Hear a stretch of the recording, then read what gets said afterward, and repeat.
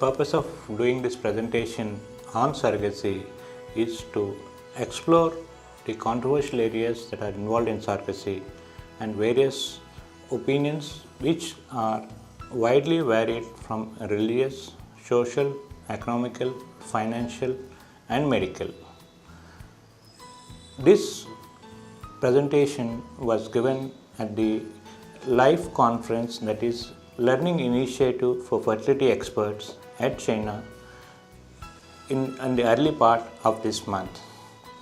After this presentation, I thought I would share some of these concepts on the YouTube so that I get a better feedback from the public of what they think about the problem, and hence give a feedback to the larger nation, which will help in making some people who are at the right place for formulation of the guidelines.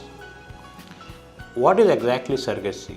Surrogacy is basically involves three people, that is the genetics, that is the man and the woman, and the carrier, that is the surrogate. That means the genetic material is of one group and it is carried by a third party. That means the actual pregnancy occurs in a third woman.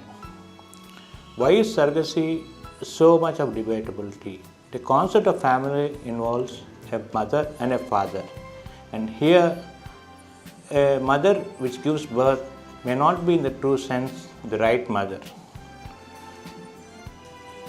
With the advent of socialization and globalization and world becoming a smaller place and a global image, this concept has reached far-reaching consequences. The far-reaching consequences were, in some places surrogacy is banned, but in other places it is allowed in certain situations. So that's where reproductive tourism or trans-border medical treatment has come in. The surrogates are from one country and the genetic parents are of another continent. Because of this transcontinental reproductive medical treatment, it is raising a lot of ethical issues, like whether the people in the third world country are being exploited by the developing countries or the developed countries. Similarly, is surrogacy being driven by middlemen and doctors? When you look at the same thing in a different perspective, in the existing loopholes that are present in the area of surrogacy is, in China, in parts of Asia, surrogacy is banned. In Europe, Britain partly allows surrogacy, and most of the countries in Europe ban surrogacy. In United Nations, some states allow surrogacy, some states do not allow surrogacy. Suppose a person in a country where surrogacy is banned and they come into a third world country and do the surrogacy and go back. Legally they are right, but what about morally? Similarly, if you take a situation where in your country, if a crime is banned, like suppose if somebody kills somebody, that means they are liable for punishment.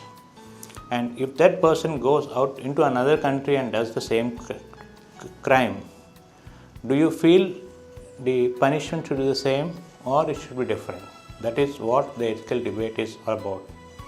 But in the process, instead of the original people, the third party, that is the surrogate, is becoming the victim of all the debates. Most of the people who, when I speak to, they say it's the individual country that should make a law. But when you look at a global problem which has far-reaching consequences, I personally feel the World Health Organization and the UNICEF may have a role in defining guidelines. For example, in the past 30 to 60 years, world wars have been prevented many times. That is because of the effort of the United Nations by consensus and debate. Similarly, with the WHO organization, smallpox, a major disease, could be eradicated. And why not surrogacy? Here the broad principles of guidelines will be formed, which will be provided to the individual country to adhere to, so that the unfair woman who doesn't have the access for knowledge, science and law is not exploited. And in the coming 15 to 20 minutes, I put you to a journey of surrogacy. And the intent is not to hurt anybody's symptoms, but to highlight and bring in a concept which has far-reaching consequences. Life is an art.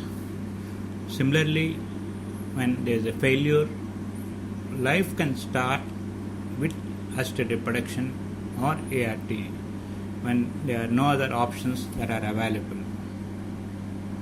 When nature fails, the options that are available for a couple are as follows.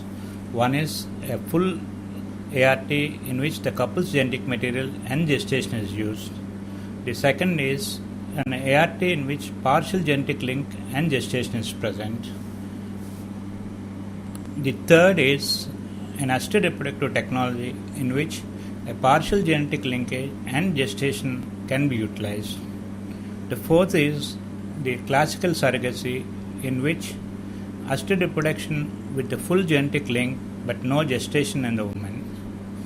And the fifth is using assisted reproductive technology in which the couple do not have any genetic link to the offspring or any link to the gestation, that is an embryo donation with surrogacy. And the last is an adoption.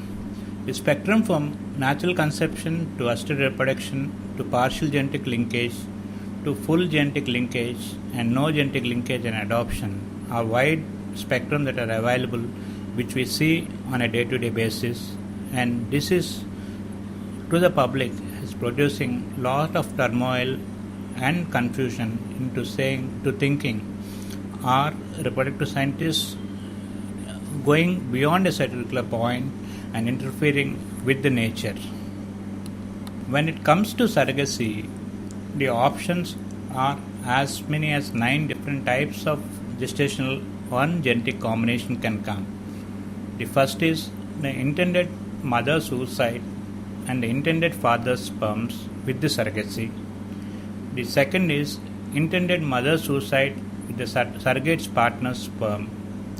The third is intended mother's oocyte plus a donor sperm. The fourth is a surrogate's mother's oocyte and intended father's sperms. A fifth is a surrogate mother's oocytes plus a surrogate partner's sperms. A sixth is a surrogate mother's oocytes with a donor sperm. The seventh is a donor oocyte plus intended father's sperm. Eighth is a donor oocyte plus surrogate partner's sperm. And ninth is a donor oocyte with donor sperm. One might think whether so many possibilities and permutations can come. If we look and study the outcome of surrogacies, at some place in the world each combination has happened and produced a havoc on the society and onto the child. One might think it's an isolated individual situation, but one looks at from the total 9 perspectives what is happening to the reproductive nature and the family as a structure, and where are we heading? Does the unborn child has a right to choose to have a stable family in these given tiring situations? The issues that are involved in surrogacy is it can be looked as a parenting or it can be looked at a basic parenting, even though PAYRANT is different from a parenting.